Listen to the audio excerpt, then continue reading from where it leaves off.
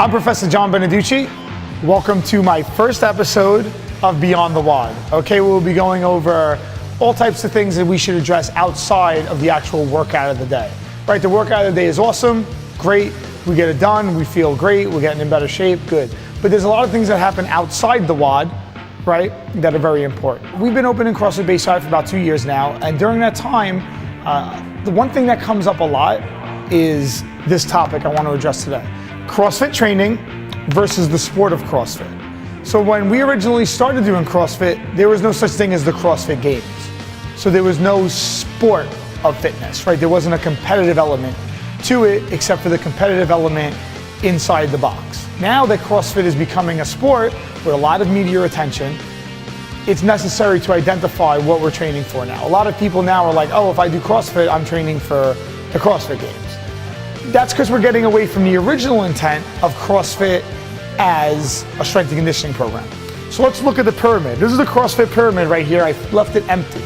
Okay, now the foundation for CrossFit should be CrossFit training, right? This is the basis of CrossFit, right? I originally started doing CrossFit as my strength and conditioning program as a mixed martial arts fighter. Now, if we look at the CrossFit pyramid, right, we want to think about CrossFit training, right? Now, CrossFit training, we're going to start at the bottom, right? And what's the bottom? Nutrition, right? So the first step is nutrition, right? Everything we do is based on what we eat, right? If I eat like crap, I'm going to look like crap, I'm going to perform like crap. Second, Metcon, right? That's the second part. You have to have metabolic conditioning, right? You need to be able to breathe, to move. You got to be able to do some burpees. So after nutrition, metabolic conditioning. And now I think this gets away, a lot of people get away from this lately too. I see a lot of traveling CrossFitters and they'll come to the gym and they'll be like, I just want to lift, right? I don't want to do a Metcon.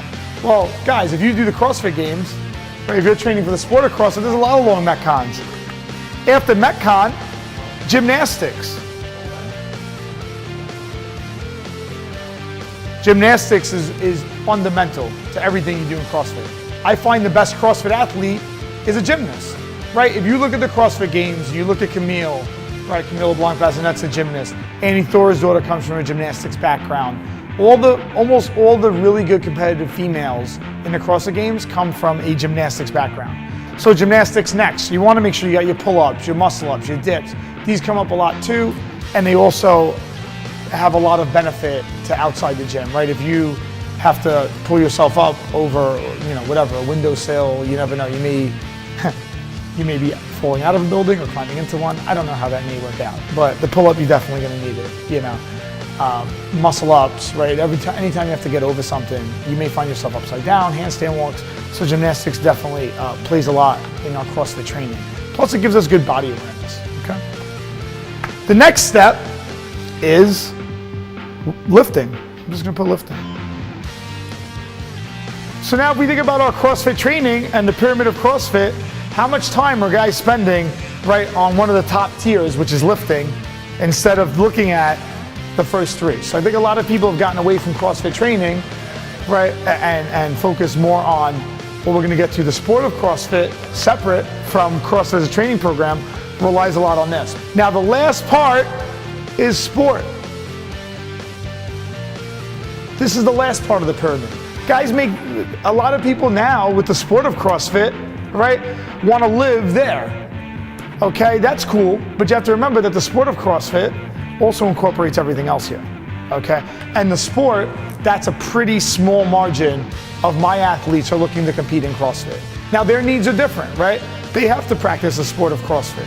So I would say for my competitive CrossFitters, they have to come and do their Olympic lifting. They have to work on their muscle ups, right?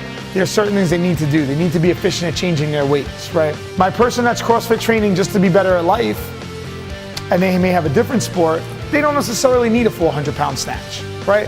So here, CrossFit training versus sport of CrossFit, right? Two different things here. If we're training CrossFit just to be healthier, stronger, faster, we may not need to focus on the sport of CrossFit as much. You have to think about why you're training. If you're training to compete at the CrossFit Games, you're gonna have a little bit different programming than I would give my regular athletes. When you're training CrossFit as a training program, right, understand that you don't really need to have the best Olympic lift. That's a specialty, right? So we want to make sure we understand the difference between CrossFit training and CrossFit as a sport. CrossFit as a sport is going to continue to grow. CrossFit as a training program is meant to get you healthier, faster, stronger, more athletic. CrossFit as a sport is meant to see who is the best at the sport of CrossFit. So don't come in my gym the first day saying that, oh, I want to win the CrossFit Games, because if you were going to win the CrossFit Games, you'd probably know because you would have already won regionals.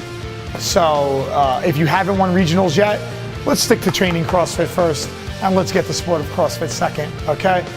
Your host, John Beneduce. Remember, it's what you do beyond the WOD that counts.